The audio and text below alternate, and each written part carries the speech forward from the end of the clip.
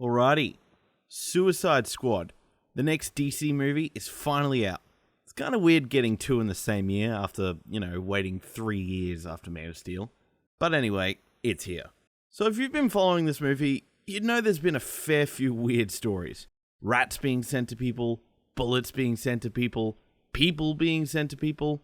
I don't know about that last one. But this whole movie to me has basically been a bunch of people who have been trying to out Heath Ledger. And all of it has sounded pretty unhealthy. And look, to be completely honest, I haven't really been looking forward to this movie. I thought a lot of the trailers were kind of awkward, and frankly, the onset stories were kind of disturbing. So is Suicide Squad any good?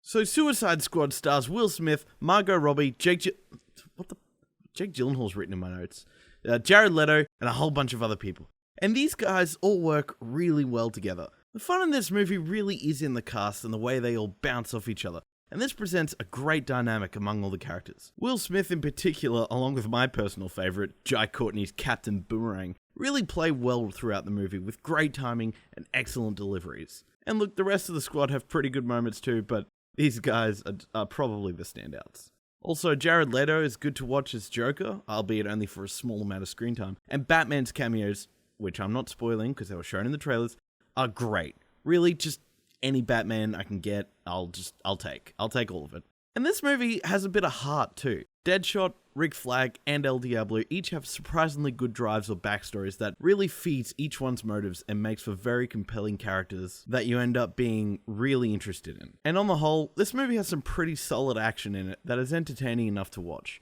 But unfortunately, it's not all good. This movie falls down a bit on a few things, and one glaringly obvious one would be the villain's plan. Throughout the entire film, the Suicide Squad is fighting to stop a thing from happening, which basically amounts to a giant blue laser in the sky, the thing that we've never seen before. But we're never really given a good sense as to why it's actually happening. The baddie just wanted to destroy the world? I don't know. Great.